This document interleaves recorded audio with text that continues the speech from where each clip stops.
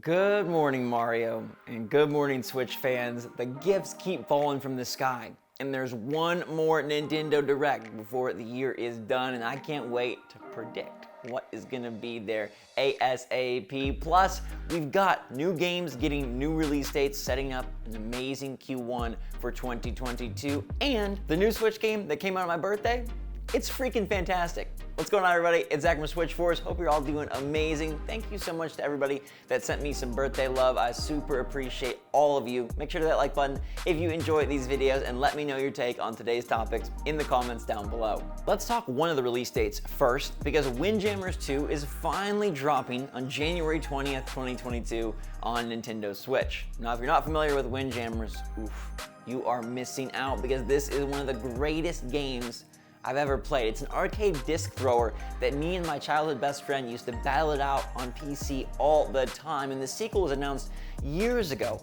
It's finally coming out thanks to .mu, and it's gonna be here in just a couple of weeks. Windjammers 2 is an arcadey sports game, but it's not like basketball or football or soccer. It is just throwing this disc and whipping it with interesting characters, quirky beach vibes, great music, and just a really, really competitive flair that I think is gonna be perfect on Switch. I'm really looking forward to this one, and it's out January 20th. Let me know in the comments down below if it looks interesting to you and if you might check it out. Now, speaking of checking out, I checked out Shovel Knight Pocket Dungeon, which was my birthday twin game this year. I don't know, I find that always like really fun. If a game comes on my birthday, I'm like, is it gonna be special and good? And this year, goodness gracious, thank you Yacht Club Games for delivering an absolute winner, a home run on my B-Day, because this new iteration of Shovel Knight, taking him into the roguelite match 3 puzzle game vibe, is really fantastic. It's addictive, and it's successful for a number of reasons. I've been playing the game for about a week now, and while it is very different from any past Shovel Knight experience,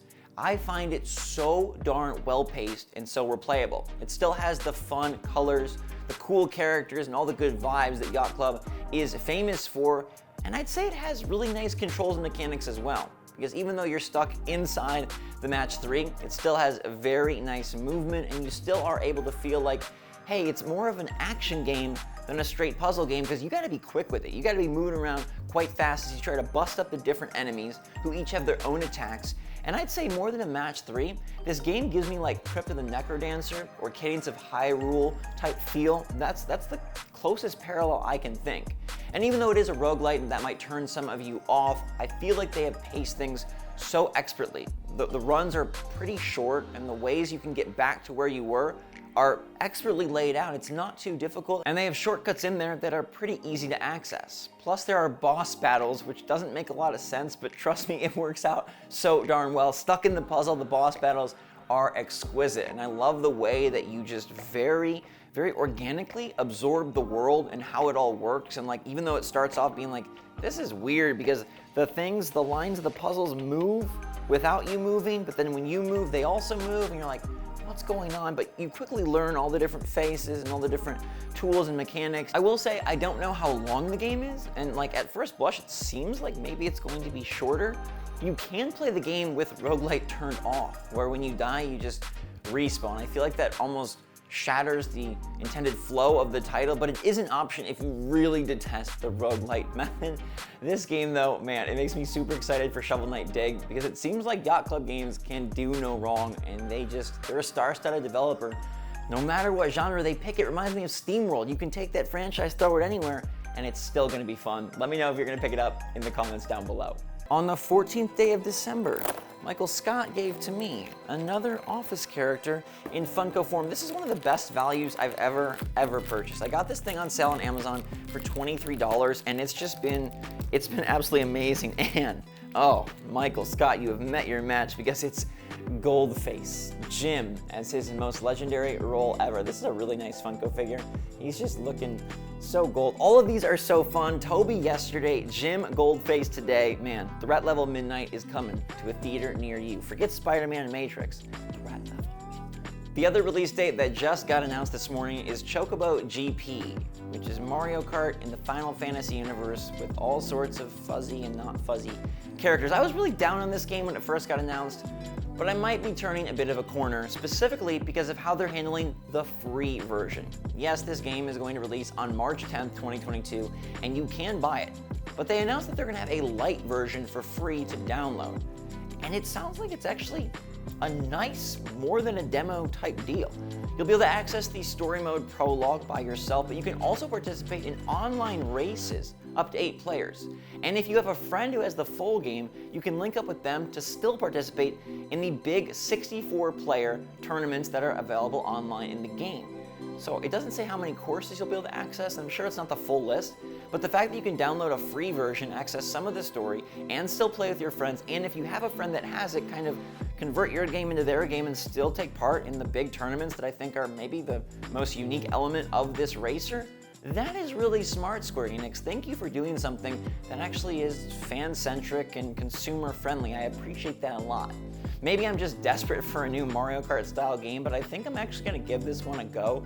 I don't have a whole lot of nostalgia for the Final Fantasy franchise. It's not one of the ones that sits firm in my childhood, but like, I'm interested to see how these 64-player races turn out, and it is Q1 2022, another title dropping. If it gets good marks, this could be one to look out for, especially since you have access to playing it without having really to risk anything, thanks to their newly announced free version. Let me know if you wish more games had free versions like that. I'd love if like every game had a free version. But you know what really takes the cake? It's what we gotta talk about next. The big story of the day is Nintendo dropping another Direct. This one, like clockwork, is the Indie World for December, bringing more indie goodness our way before the year wraps up. Now this is gonna air tomorrow, December 15th at 9 a.m. Pacific, 10 a.m. Mountain, 11 a.m. Central, and 12 noon Eastern. That should be about 5 p.m. over in the UK across the pond, and it promises 20 minutes of indie glory and some stealth drops, since Nintendo always does that for us. Now, we knew that this was gonna happen because every year, Nintendo has an Indie World in December, and I love that they round out the year with one more show. The question is, how big will this show be? Because there are some massive indie titles lurking, including Hollow Knight Silksong, which I think we've all resigned ourselves to the fact that Nintendo probably gonna show it off in a Direct, but there is a chance. We don't know that for sure. Nintendo's never said it themselves, and while Hollow Knight Silksong is a big indie, Team Cherry is still an indie developer, and so this game could appear tomorrow. We could get some Hollow Knight action for the first time in forever. And we also could see Sports Story. Maybe Sports Story gets an early 2022 release after missing its 2021 window. And of course, there'll be a bunch of eclectic games that we've never heard of before, and probably hardly any that we have, because Nintendo does not like to double dip, I think, unless it's like something gargantuan, or unless they have a very specific release date. So I would think that Sports Story is much more likely than Hollow Knight, and I'm gonna unfortunately predict that Hollow Knight won't be there, but I'm open to being surprised. I do think Sports Story will be there. I think it's gonna get a date, and I think we will get some interesting stealth drops. I mean, a lot of indies came out recently. I don't know what could be tied to the stealth drop and what would actually drop tomorrow. It might be something we've never heard of before. You look across at other platforms and their indies, what do they have that we don't have?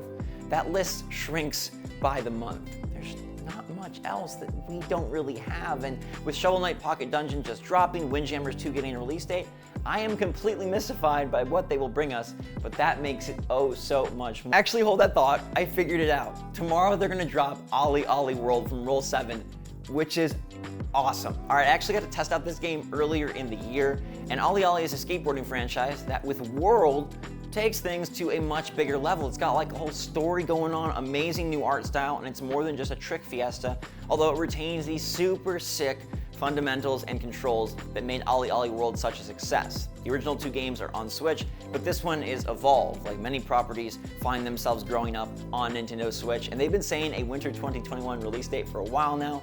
Since I've played the game, I know it's almost there, and I bet you, all the bread in my basket, all of my Funko Pops from my advent calendar, that tomorrow we get to play OlliOlli World. Let me know if you're pumped for that.